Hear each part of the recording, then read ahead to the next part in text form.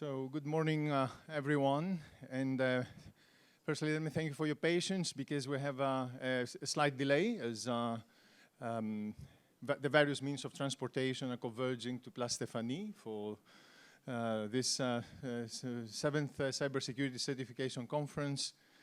I think it's, from my standpoint, it's quite amazing that we reached year 7, and perhaps it's the 7th year each, or the 7 plagues, but it's there's definitely something behind this figure. The kickoff will be done today by 3 distinguished speakers, certainly distinguished in our mind, but also distinguished by means of their work and involvement in cybersecurity certification. So our keynotes, first and foremostly by Director Lorena Boix Alonso. She's the Director of Digital Society, Trust and Cybersecurity in DG Connects. On the second keynote, we have Johan Kleikens, who's the Director of Cybersecurity Certification in the Belgian NCCA. And quite obviously, he represents the Council Presidency for this semester for Belgium. So you can imagine we're in Brussels not because it's just Brussels, but also because it's Brussels and Belgium holds the presidency. We are trying to give a little twist to our typical technically oriented conference. And of course, we have Johan Lepassard, Executive Director in ENISA, who has been spearheading all our efforts at the ENISA level with respect to cybersecurity. Then to fill in the time before the next coffee break, and I saw that coffee breaks are quite amazing. I even saw chunks of chocolate waiting for us then, so you have something to look forward to. But if you're not driven so much about your taste buds, we have composed a picture for you. It's composed not by the latest edition of ChatGPT, but it's composed by real people in ENISA, just to give you the broader context that cuts across our full complement of competencies and includes some aspects of the market, some aspects of standardization. Obviously, certification is not an island. And following the coffee break, we have the beautiful and much awaited 4 panels. Panels stand in the heart of the organization of this set of certification conferences, because back in the day when the Commission reached out to ENISA and said, look, we have the CSA and has the certification chapter. Would you like to organize, by the way, a cybersecurity certification conference, please? We said, great, but we did not feel quite equipped to do so. And then what we did was typical ENISA approach. We reached out to our stakeholders. And that led, of course, this was a fine practice we had tried out before with success. And ever since then, we rely a lot on you, on people like you, the technical experts that actually provide the content that make these conferences run. So Philippe will lead the charge with, in the aftermath of the adoption of the Common Criteria Act, and talk about implementation aspects. Then we have Norbert Zackstater, who's the head of unit responsible for the EU Digital Identity Wallet, along with our very own Eric Vetillard, to discuss aspects of the wallet. And after lunch, Vicente Gonzalez, again, our colleague from ENISA, will have a panel on vulnerability handling. To move on with Chloé Blondeau, RSNE from France, working for ENISA on certification, stakeholders, and outreach, a very important panel. And then, since we really want to bridge to other policy areas, we'll have Sofia Roxana Banica on the CRA connection to the schemes. Just a couple of household notices before we start. Please use the breaks for networking. Exchange as much information as you can, of course, non-confidential information. Be mindful about who your interlocutor is. It might be a journalist. we've been reading about certification more in the press than we read on our computer screens and technical documents. So I think we need to be apprehensive to reality. And also, fire escapes are all marked in this room and in this wonderful hotel. But if you have a concern and you're attending from home of our Microsoft Teams link, make sure that you have a fire escape where you are. So with this, many thanks to you that are supporting us with your presence here and your online presence as well. And let's shift to Lorena. Lorena, the floor is yours.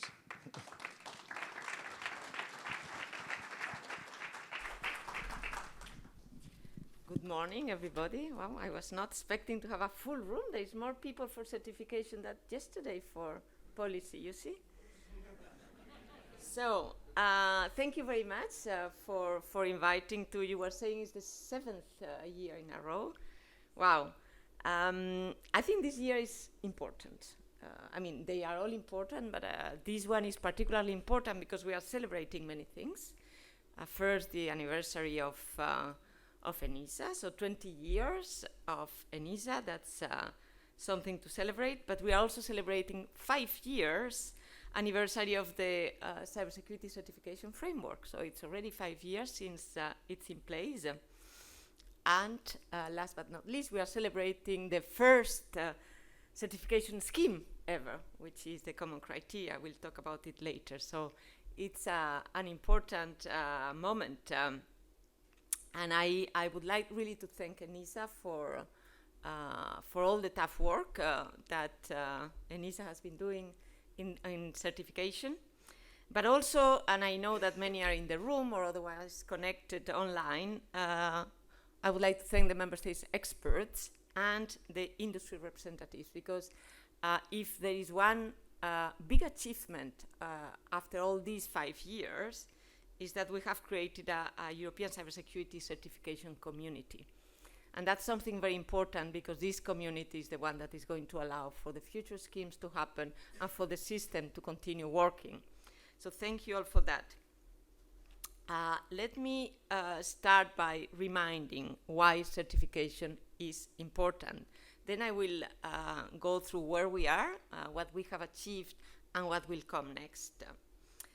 Why it is important? I think it's obvious that certification is important to assure cybersecurity, so it's a mean of assurance.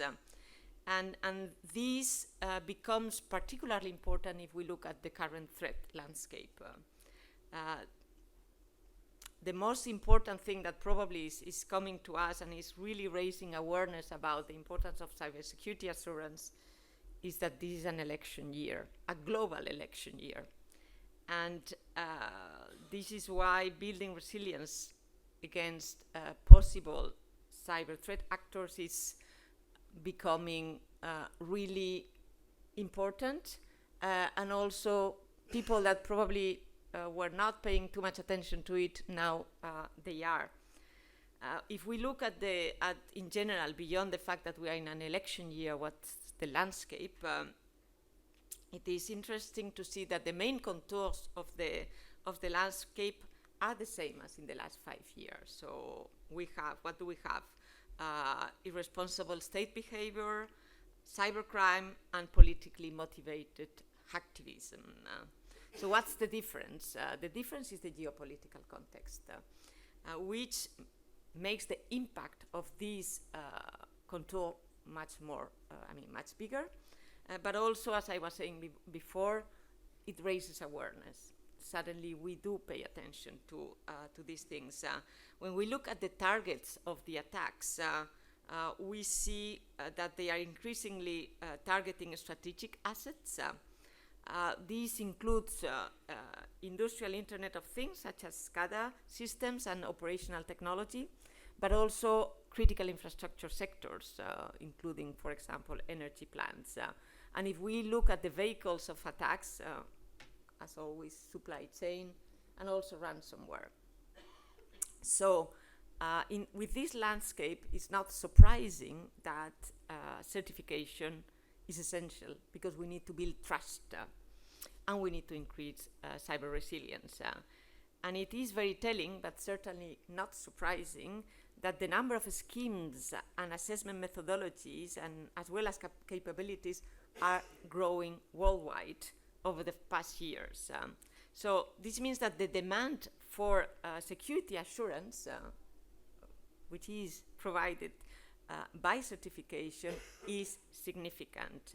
And these demands come mainly from the market because there is a need for assurance, but also, and as we will see later, it comes also sometimes from our own regulatory framework. So certification is important to provide assurance and cyber resilience, but there's another angle of certification, which is that certification is important for competitiveness. And there are many things that Europeans are not good at, but if there is something we are good at, it's precisely at certifying products. We are good at that. And you can look just, for instance, at the common criteria community, and you see that 44% of the total number of assessment bodies are here in Europe. So I think that the common criteria certification scheme is probably the best example to show the importance of certification for competitiveness. And also an excellent example to show why harmonization in certification is so relevant. Common criteria is building on mutually recognizing certificates and also in creating communities of trust. And this is what shows why harmonization is so important for our leadership. First, because it's really useful for the European market. We are reducing cost and creating a competitive advantage for our businesses because you certify once and you can access multiple markets in the European Union. It makes visible certification to users and it's therefore enhancing attractiveness and then also demand.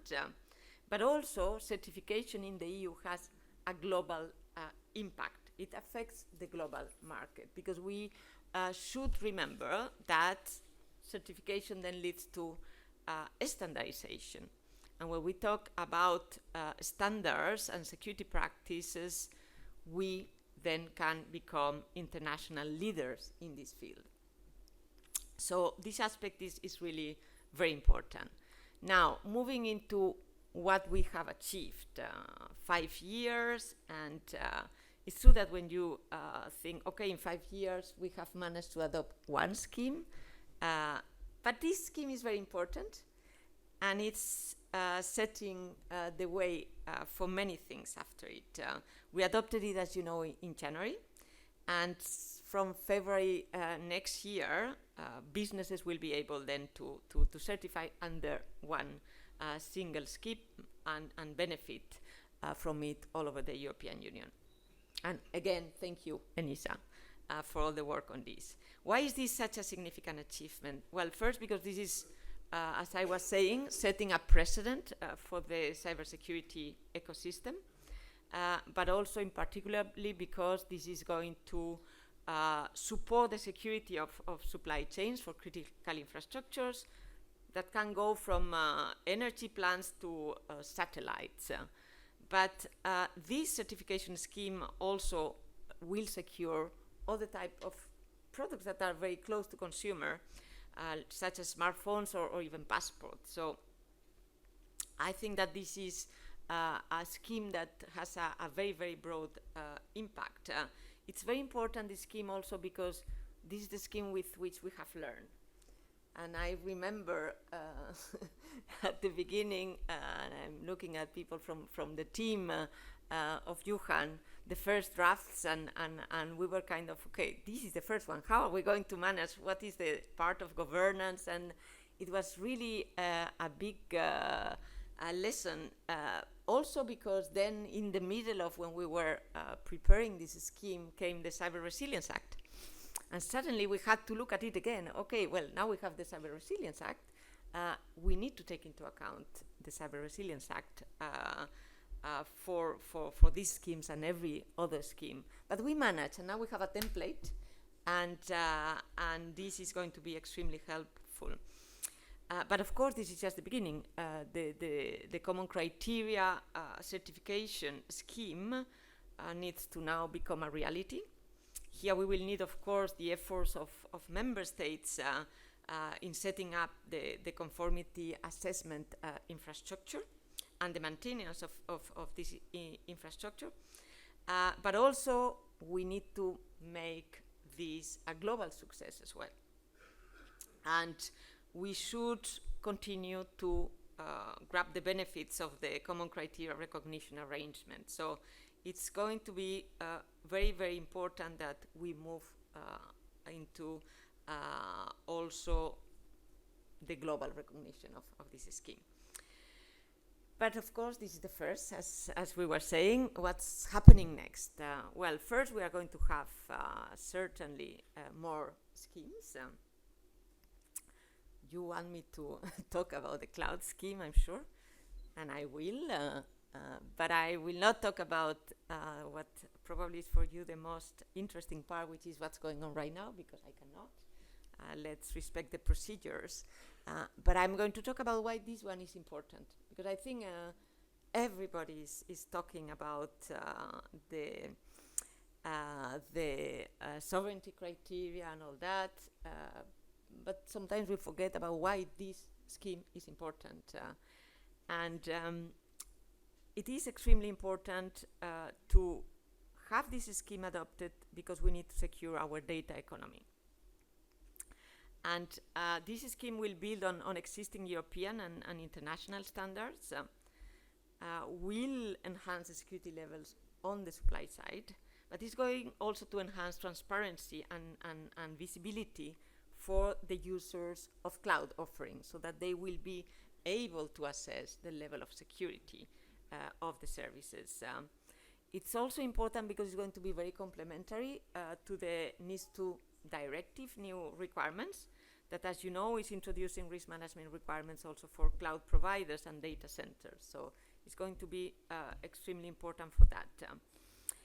And it's important because cloud-based technologies apply to all sectors.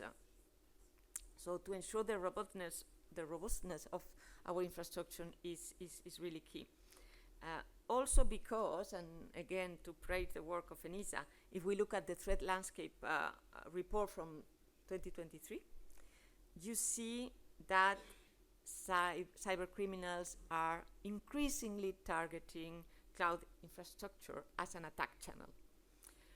And this trend is going to continue. We are seeing how they target it for social engineering campaigns, for example, like phishing.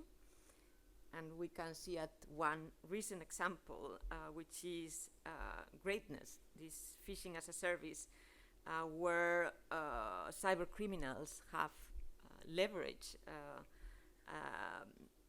this cloud, the Microsoft 365 cloud service, and this is happening already since mid-2022, according to the ENISA report.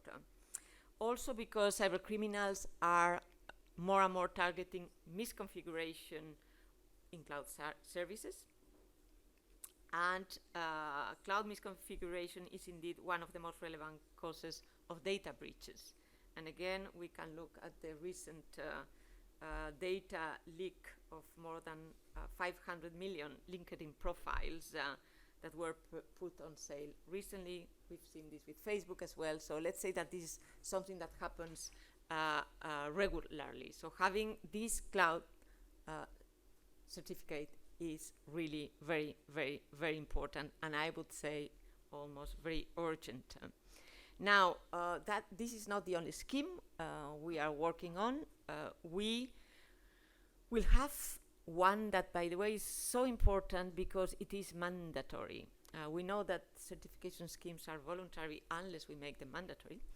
But if we look at the European Digital Identity Regulation, the EIDAS2, as some people are calling it, we see that there will be mandatory need to have a certification scheme. So the EID wallet will need to be certified.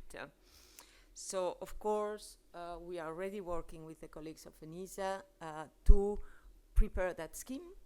We first need to ask for it, and we are on it. But this is going to be a very, very, very big endeavor. And of course, we have also the 5G, which is ongoing and on which we will also continue working. But in what is next, I would like to also mention a trend. I remember that when we were preparing the Cyber Resilience Act, some people were saying, oh my God, if you come with the Cyber Resilience Act, then the importance of certification is going to be reduced. And of course, it's completely the opposite. What has happened is that the more we have been regulating on cyber, and you know that we have been regulating a lot in the last 5 years, the more certification has become important. And why is that? Because certification is one of the ways that is supporting, helping, and facilitating implementation of cyber regulation.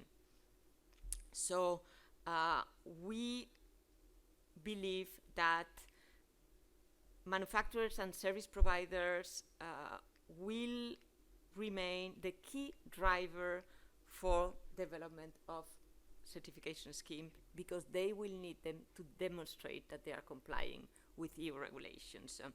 And let's start just simply with the NIS2 directive that, as you know, and as for those that were yesterday in the ENISA's conference, we know that NIS2 is reinforcing common measures to enhance a high level of cybersecurity in critical sectors, and it's doing it by setting security requirements and also requirements for cybersecurity incident notification. Now, if we look at the risk management measures, they are extremely important for supply chain, as we were saying. And critical infrastructure operators will be able to rely on European certification schemes to ensure that they use trusted services and products. So if they want to fulfill the obligation to take into account supply chain security, they will be able to rely on schemes. And as we were saying before, the EU Common Criteria one will be extremely useful in this sense. Then, secondly, we can look at other pieces of legislation. You know that very recently we adapted we did a little amendment of the Cybersecurity Act. The big one will come later, to introduce a new possibility to certify managed security services. So we will certainly also request for a certification scheme on managed security services. Why? Because this scheme is going to support another piece of legislation, which is the Cyber Solidarity Act, that we recently also closed the negotiations, and that is setting a cybersecurity reserve. This cybersecurity reserve will be made of trust service providers and trusted service providers, and these trusted providers will be able to use a certification scheme to demonstrate that they are fulfilling the requirements of the Cyber Solidarity Act. So this is another example of how certification is important for compliance. And last but not least, I mentioned already this Cyber Resilience Act. Here, as I was saying, it goes both ways. Any future certification scheme will need to take into account the Cyber Resilience Act. We are setting there a number of cybersecurity requirements. It's obvious that future schemes will need to look at that. But also, the Cyber Resilience Act will need to look at future schemes. Why? Because a certification scheme will be able to benefit from a presumption of conformity with the Cyber Resilience Act. So here you see it goes both ways. So I think I said enough about why certification is so important, and it will continue to be extremely important, and I will say even will increase in importance. Certification has been for many years very, very hidden. It was kind of not the sexy thing, talking about sexy aspects of cybersecurity. We started yesterday with this. it's interesting that even within my own team, we were always saying, "Oh, who's going to do this certification?" Is what kind of seen like it's so technical. And then came the cloud certification scheme, and we were in the headlines every day. And suddenly it became kind of, oh wow, this is so exciting. Well, it's good because thanks to this excitement around the cloud certification scheme, people have discovered that this is also something that can be very interesting and that it has huge relevance. So let's hope this continues. And also I think that it's very important, all the experience we have had in the last 5 years, because as you all know, we are going to, through our review of the Cybersecurity Act, this means that the certification procedures are going to be analyzed. We are going to see whether they work, not work, they can be improved or not. So all this experience will be extremely useful. And we certainly invite all the cyber certification community to engage in this review. We will, of course, go through all the process of consultations and all that, so that you can bring your input in seeing whether and to what extent the systems need to be improved. And with that, I'm going to leave you in very good hands, and I hope that you have a very nice conference. Thank you very much. Thank you.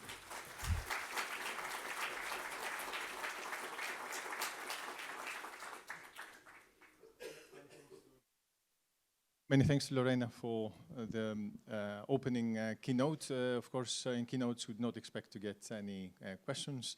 We can save them for the panels. And with this, I would like to ask Johan Kleikens to follow on with his presentation, bringing the member state standpoint into fore and the point of view from the presidency, perhaps. Thank you. Good morning, everybody, and first of all, congratulations to ENISA for your 20th birthday, and I hope many years will follow. I have to agree with Lorena on the biggest achievement of ENISA in creating this great community where people can speak frank and freely, where member states and business representatives, the European Commission, and ENISA can meet together and can have discussions.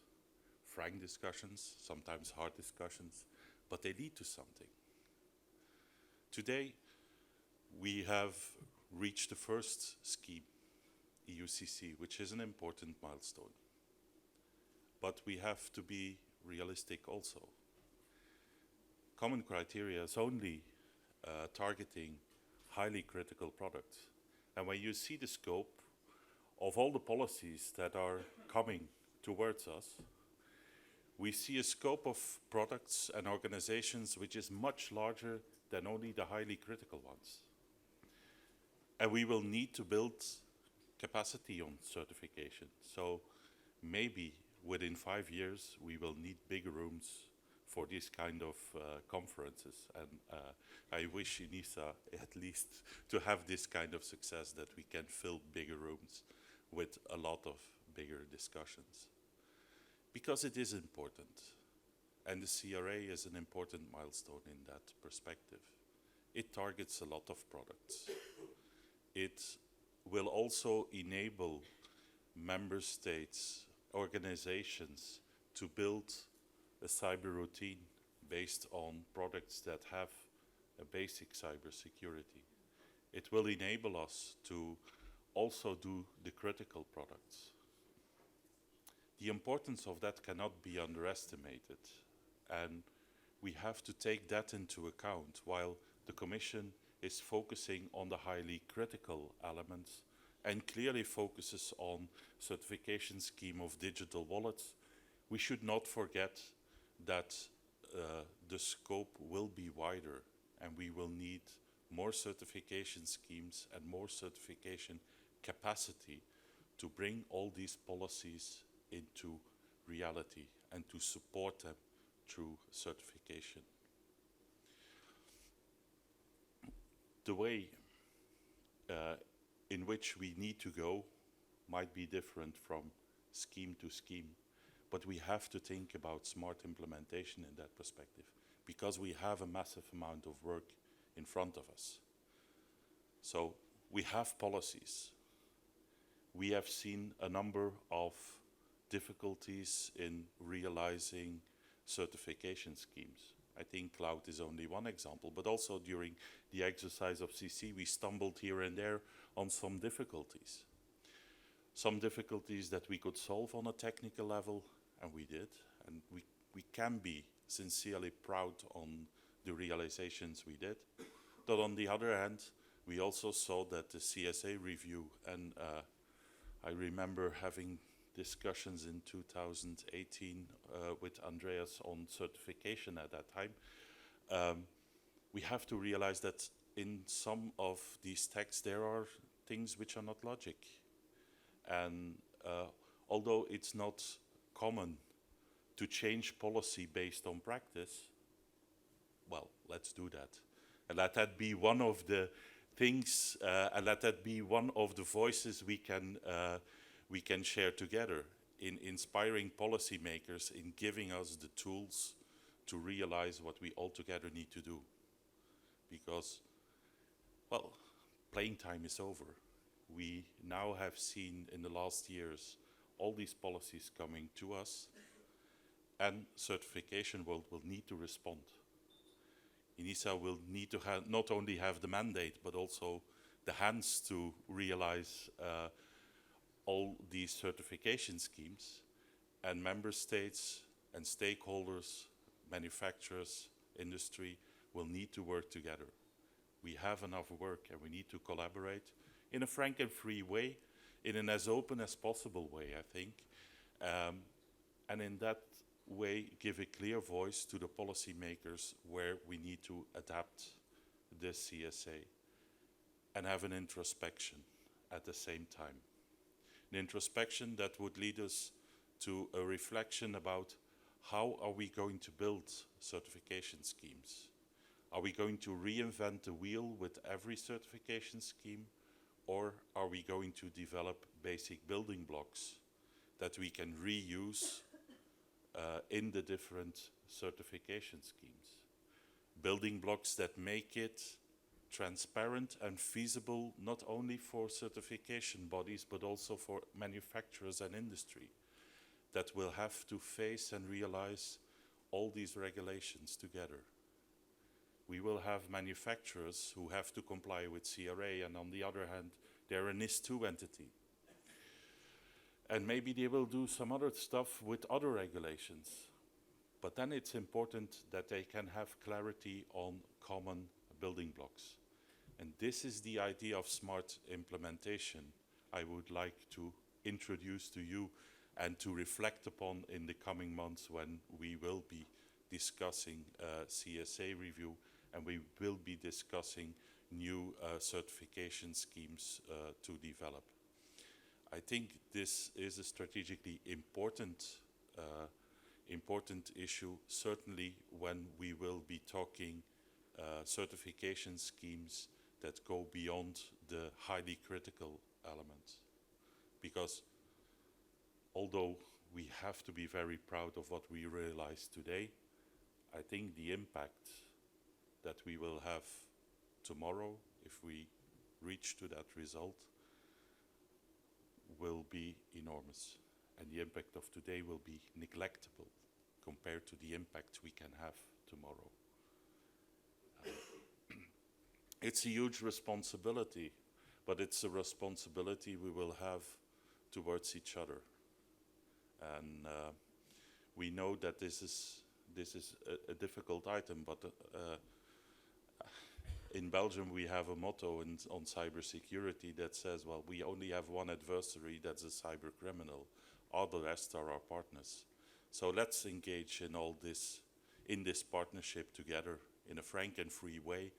And I invite you all today to speak frankly, to speak freely, to discuss together, and let us inspire each other to find the right elements to build a cyber-secure environment for our people, for our companies, and for each other. Thank you.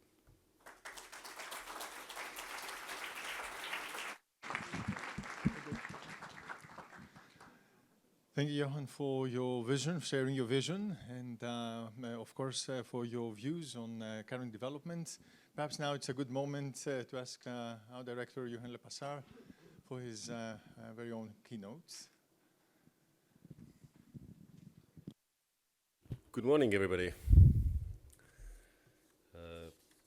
And welcome to the 7th edition of the ENISA Certification Conference. Indeed, yesterday, as Lorena mentioned, there was this topic that emerged, which is the most sexiest area in cybersecurity. And I think looking at the attendance today, we have already got the answer. It's obviously a certification. What a difference a year makes. Last year, I remember in spring, I think we were in Athens. I don't remember where was it. And the atmosphere was rather gloomy in terms of certification. There were people doubting whether it's actually a feasible way forward. Lorena mentioned there were questions whether we need certification if we have the CRA. The role of certification was under question mark. Now, this year, end of January, the Commission implementing Regulation 482 was published. We have now a scheme in place. Lorena already mentioned the role of certification in supporting and assisting the implementation of the rule book that the Commission has put forward, and the Parliament and the Council have already agreed upon in areas not only connected with how we respond and how at the European level we can support member states to respond in times of cyber crisis, linking that with the potential certification on managed cybersecurity service providers, but also how certification can help to roll out a much more secure authentication framework in digital society. So I'm quite optimistic regarding the future of certification as we stand today. I want to thank the Commission and the Member States, so Lorena and Johan both, for their help and guidance that they have been giving to ENISA over these past 4.5 years. And I think you heard it yourself, Commission and Member States not always have the same vision regarding how certification should be shaped, how specific schemes should come about. This kind of a different viewpoint is, I think, normal and necessary as well. But of course, ENISA is now tasked to help both parties to come together and make sure that we have a clear and defined technical way of understanding how the schemes work. It is very important that we let these kind of discussions also happen. And I think part of the lesson learned from the first period of certification is that these discussions need to happen someplace. It will take time. It cannot be rushed. So yes, it has been taking us 4.5 years to get a scheme. Yes, it will be difficult to finalize the cloud scheme. Yes, other schemes will be coming and it will be a mess of things. But I'm confident that the community that is represented here today, we can actually do it. And I thank you for your commitment and for your understanding, for your expertise in particular, for making it happen. It is crucial for us that this community continues to be engaged in this process, now more than ever, because now we are at the precipice of implementing the framework, and we need you to give us also feedback how things are going on the ground, what works, what doesn't work. So we will be engaging with you much more than we have so far. That doesn't mean that we will have the conferences 4 times a year, but I'm sure that you will agree with me that next time in Athens, the weather will be much better than in Brussels today. I promise you that. There is another aspect that was not so much emphasized yet today, but I'm sure that will come about, and that is standardization. Certification works hand in hand with developing standards in areas which need to be fulfilled. And we are very happy also with the work that we've done over the past year with our great partners, the European standardization organizations, the international standardization organizations, in different areas that will bring the certification also forward. I just mentioned few. Of course, we are committed to provide standardization bodies our input, but we are not a standardization body ourselves, so we rely on them to do their good work. And we are very happy to see that just recently Sensenelec produced a standard in AI, which is very helpful for us when we talk about potential new schemes in this area. We also welcome the enhanced collaboration that ENISA has been able to set up with ETSI, GMA and G3GPP. I'm always lost in these acronyms. Because this kind of collaboration helps us to actually make sure that the 5G scheme that we are currently developing and hopefully this year finalizing will be implementable, that the standards will be there, that they will evolve over time as needed and necessary for the schemes to actually be operational. So the combination between certification and standardization is also an important topic, and we see that the publication of the Union Rolling Work Program on the certification and now having the Rolling Work Program on standardization also on the table, we can work in order to ensure consistency and coordination between those two programs so that they are mutually enforcing each other. So I also want to thank the representatives of the standardization community who are with us today for the collaboration and cooperation with us. I know it also hasn't been easy. So certification is indeed a topic which is sexy, but also it takes a lot of time for people, a lot of engagement, and that's something sometimes is frustrating. I want to end with a positive note. I want to emphasize also what Lorena hinted, is that there will be, once the new commission is settled, probably a review of the Cybersecurity Act. I approached this review today with much more confidence than I would have done a year ago. Mainly because I see that the ENISA, together with our community, have taken steps to ensure that the different areas of the tasks and the mandates of the organization have actually been stepped into. We have gained knowledge about what it means to build certification schemes at the European level, and we have seen how we can learn from the process so far. I would call upon you to help us to also identify the right way forward, and also communicate that, of course, to the Commission, but also to the Member States in the Parliament, who will be the co-legislators in the end of the day, so that they would benefit from your practical experience in working with certification, but more widely with the area of cybersecurity and how certification can help there. It will be, again, one of the long processes that we engage ourselves into, even with the fast-paced regulatory push that Lorena was spearheading over the past 3 years. It will take about 3 years or more for the Cybersecurity Act review to materialize and then hit into the law books.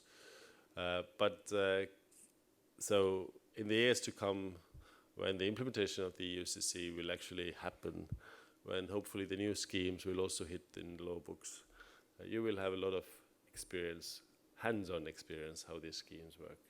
Please share this experience with us, and also, of course, with the Commission, the Member States, and the Parliament, so that we can benefit from your knowledge on the ground. Thank you so much for attending. this, I now must call it the sexiest seminar ENISA is organizing. And I hope to see you also in the next year's editions.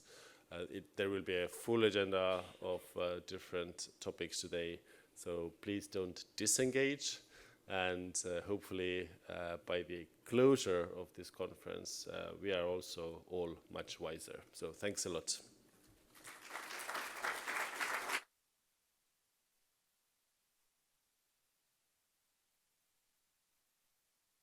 Very much for your leadership, of course, and for facilitating certification to become what it achieves and it aspires to be.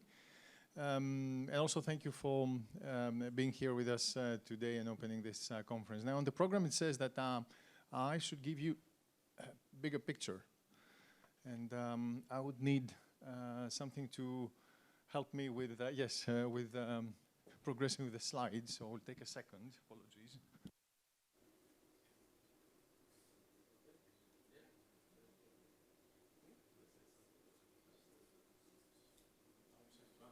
If the green one means forward. So we have a PowerPoint presentation that we can share perhaps particularly for our online viewers.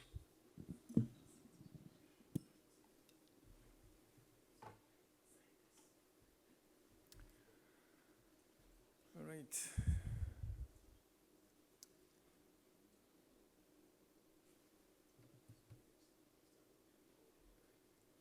Slides.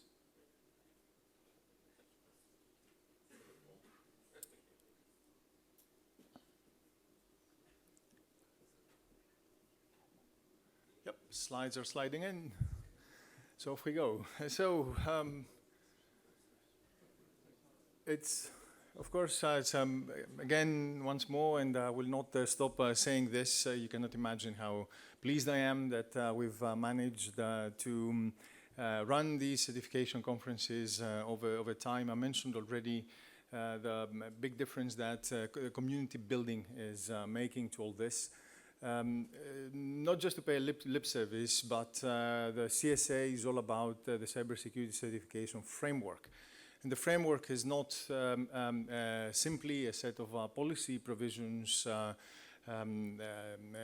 surrounded by legislation, but it's primarily bringing the right stakeholders together.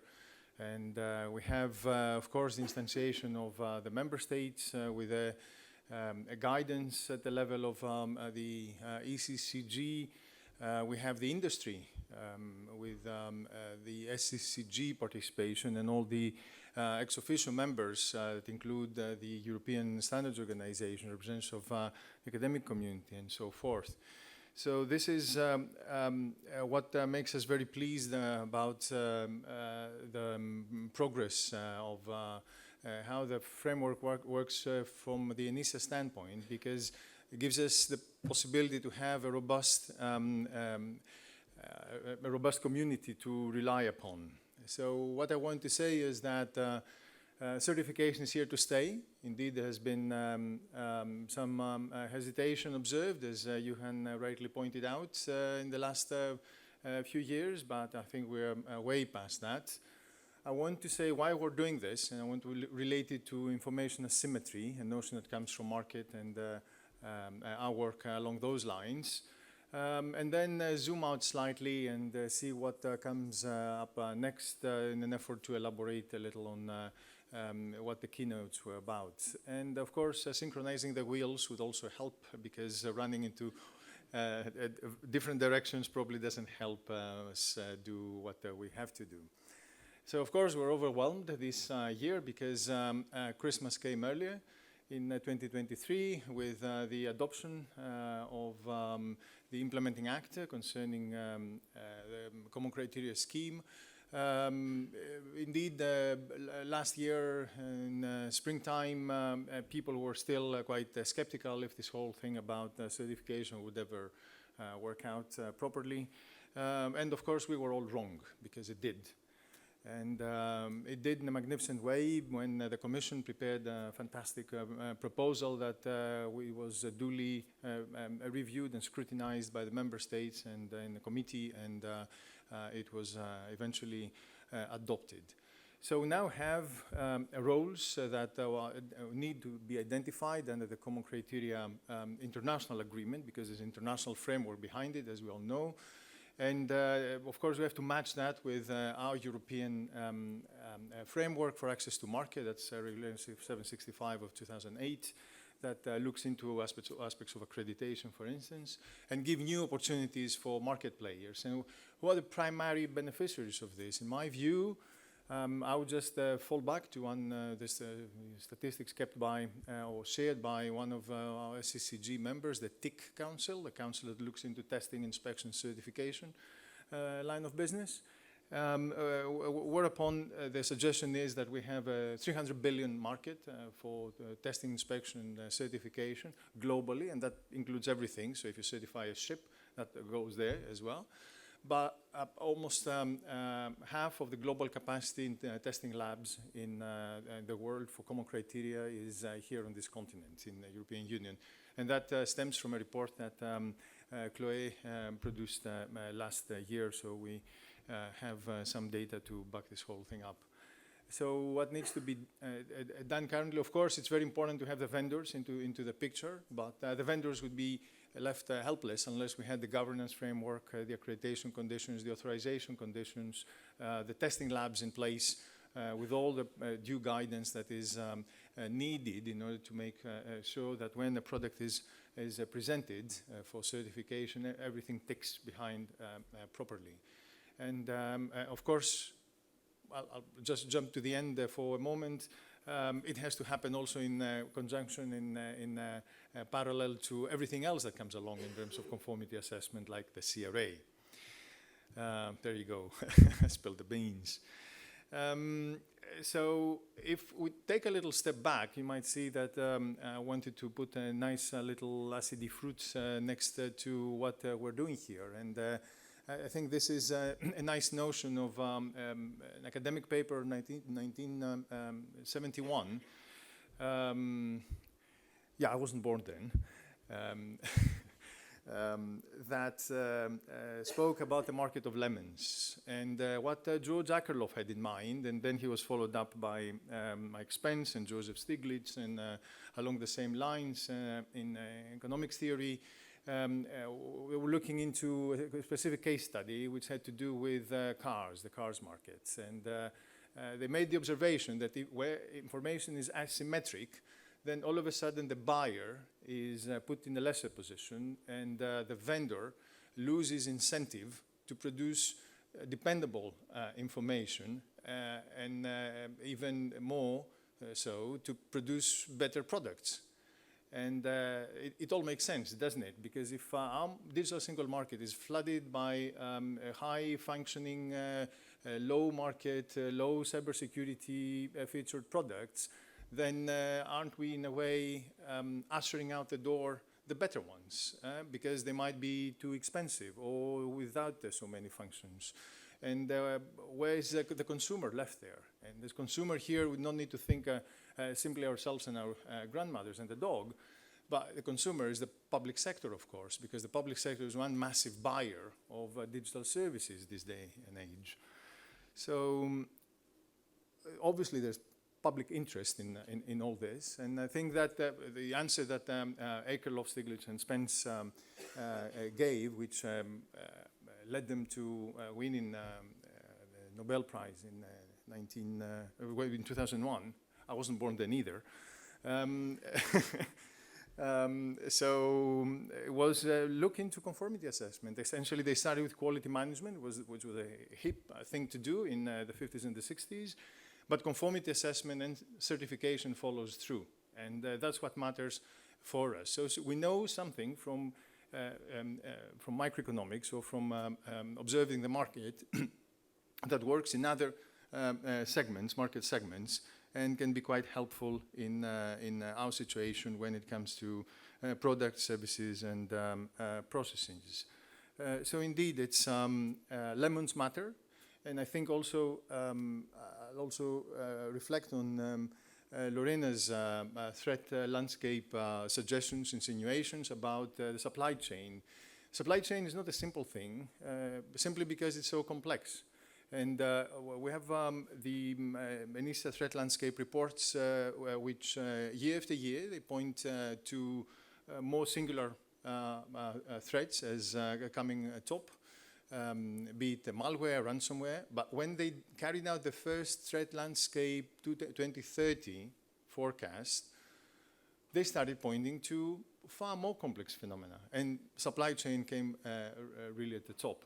And of course, we can subscribe to the risk to elections and all that. But if one could make good or respond to, in terms of supply chain, the answer is not singular. And certainly the answer cannot be provided simply by certification alone. It's corporate practices, it's selecting, knowing who your business partner is, it's looking into public interest for public entities through a whole different lens, because in the end of the day, many things matter, especially if the timeline is so long, as several years over into the future. So I have on this slide, I didn't want to impress you, but I think it's an impressive to-do list for our small team of experts, highly qualified as they are. They still have to delve into a whole range of topics. Some of them seem straightforward because, hey, what do you know? In the 90s, we were doing FinRead, right? And we were talking about smart card protection profiles. But of course, that has zillions of applications, and sometimes they can even be helpful in the area of 5G, if we talk about physical SIM cards. Of course, things progress, and then all of a sudden we find ourselves in dematerialized environments, and we need to replay the whole discussion over and over. There are also some more synergies we could point to. For instance, all the good work that, or half of the good work that has happened in EU 5G will be extremely helpful to fuel the discussion in the wallet, in the digital identification wallet, because a portion of the application areas will simply happen on 5G networks, and we would use identification provisions that we know how to tackle in the 5G context, just to one more application area. I'm not seeking to cut corners here. We say we turned corner this year. But it's obvious that we will use synergies as much as we can. We also have the Cyber Resilience Act, which on its own, it requires a specific degree of conformity assessment for specific classes of products, not for everything. For almost everything, you need to do your self-assessment, which is another form of conformity assessment. But if third-party conformity assessment were to be brought into the picture, we've already launched ourselves into seeking those synergies and the mapping between the protection profile requirements under the CC scheme and the requirements of Annex 1 and on the CRA. That is logical, and you can see it as a gesture towards the vendors because we don't want them to show up on the testing lab twice. The testing lab could charge double, but they wouldn't need to show up twice on their doorstep with their products. So I think this is also an interesting point to reflect upon.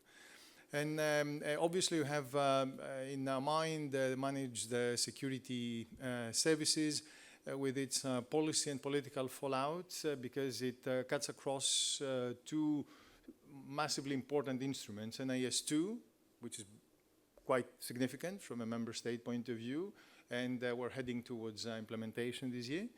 And the Solidarity Act that provides a facility that is sprawling, it breaks new ground for operational cooperation across the member states, and it simply cannot be done without, particularly in the aftermath of the war of aggression in Ukraine. You need to have readily available resources in place. You need to have service providers that are vetted sufficiently in order to be able to respond.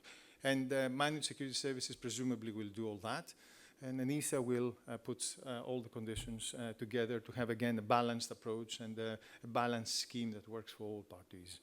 In the area of the AI, certification, we're not that confident. We're not on stable grounds. So we're far more exploratory for the moment. Philippe had this wonderful idea of studying a problem before jumping and claiming the ground. So there we look into the potential that certification could give to the legislator by studying and analyzing the requirements that might then be compiled into a scheme if it is ever requested. But there, I think it's good to know that ENISA has been moving firmly. Now, here I have two slides. One is about certification standardization, and the opposite follows, standardization certification. Because I just want to highlight that, of course, this year we turned the corner because we have the first implementing act. But also we have another adopted instrument, which is a technical standard by CEN-CENELEC concerning security objectives and requirements for cloud services. And that's quite instrumental, and it will solve a range of questions concerning the security objectives that go into the EU CS scheme. There's two more technical standards that we expect from CEN-CENELEC.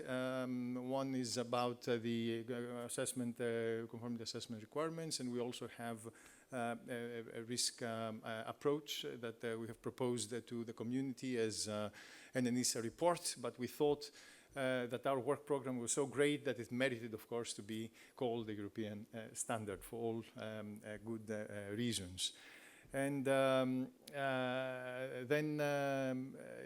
again, looking into standardization, you can also see the picture of the cover of a gaps analysis. It would be great if you download it on your cell phone and browsed through it, because it's a joint piece of work with the Joint Research Center of the European Commission and ENISA, and it looks into mapping, essentially it's a gaps analysis for the standards concerning the CRA. It's the first time that it's done, but it's quite comprehensive and sprawling in a way. And of course, yet another ENISA study coming up soon on the gaps concerning supply chain as it increasingly gains prominence in our area. So this you can see that we are looking into sort of not just one conveyor belt that produces, turns out schemes, but we also have more that feeds into that. And how could that ever happen without the great support of CEN-CENELEC, ETSI, 3GPP, GSMA, and I could even throw some more acronyms without committing by putting them on the picture, like the Open RAN Association, for instance, that is important in global platform.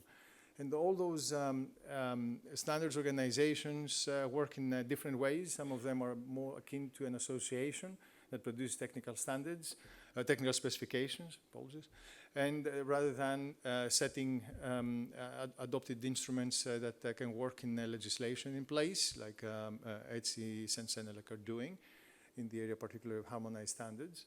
But they all need to somehow interlink and work together, because if we want to reference a standard in or a set of specifications in legislation, we must have the ability to do it through an ETSI reference or CEN-CENELEC reference. That's all that matters. And behind the scenes, for a very long time, we've been in close contact with the GSMA, and much less with 3GPP, but also with we're opening up the door to Open RAN. And we're taking a broader view with a global platform because we need the specifications to gradually find their way through the structures, the adoption procedures of ETSI and Senelec, and turn them into something that can be referenced in legislation. It's not an easy deal because we do not have the legal instruments in place at all times, but things move forward. So we turned a third corner, and then I'm running into the risk zone. Because the other corner we turned is that we got confirmation from ETSI that ENISA has been admitted as with the status of counselor under the Commission delegation, which solves all the concerns that we had previously had about how we put our cooperation in practice, besides goodwill and propensity to cooperate in a European context, as it happened so far for several years since our agreement with them expired a few years ago. So very pleased that I have turned these three corners, and then I would just avoid the indulging, as Johan suggested to me, to propose that there's a fourth corner that has been turned, because as he is this logic monster that he is, we would end up in the same place. So we really need to get into a new direction and sling ourselves to a different orbit. Now, what's the different orbit? Last slide. We have to synchronize the wheels for all this to happen. And Johan made already an insinuation about, hey, we have the Union Rolling Work Program, this wonderful Commission staff document that saw the light of the day this year. That is the other corner that the Commission turned. So more corners, but for someone else. And because the Commission adopts that. And important entities have contributed to it because it has been endorsed by the SCCG, the Stakeholder Cybersecurity Cooperation Group, Certification Group. And so it's important because it gives us the map. We know what comes up next, and that's all that matters for us, because we need to know in order for Johan, our director, to lay out resources and start servicing. But we also have on the standardization side the annual Union Work Program for European Standardization. These two have not been synchronized yet, and this is not the first time, so there's nothing new to it. I mean, I used to bring up this case a few years ago, and then I stopped because the Union Rolling Work Program was nowhere to be seen. But now that we know that we have it, and we expect it to be renewed regularly every 2 years, why not? The SCCG is there and eager to help. ENISA co-chairs, why not? Then we really need to put the standardization people, look very carefully, identify the gaps. I gave already some examples, and then move on to the next phase in a more structured and organized way. That would really cut a few corners, so we have fewer corners to turn, and help us do the job better and faster. So we need to synchronize these wheels for all good purposes. So I believe that was it. I would like to thank you for supporting ENISA and this conference throughout this period. As I mentioned, the conference about people. People provide the content, but also the contacts and the network that we need to make this certification meaningful for everyone. I think right after this we have a beautiful coffee break with chocolate chunks, a Belgian treat, and all the usual goodies. So thank you very much.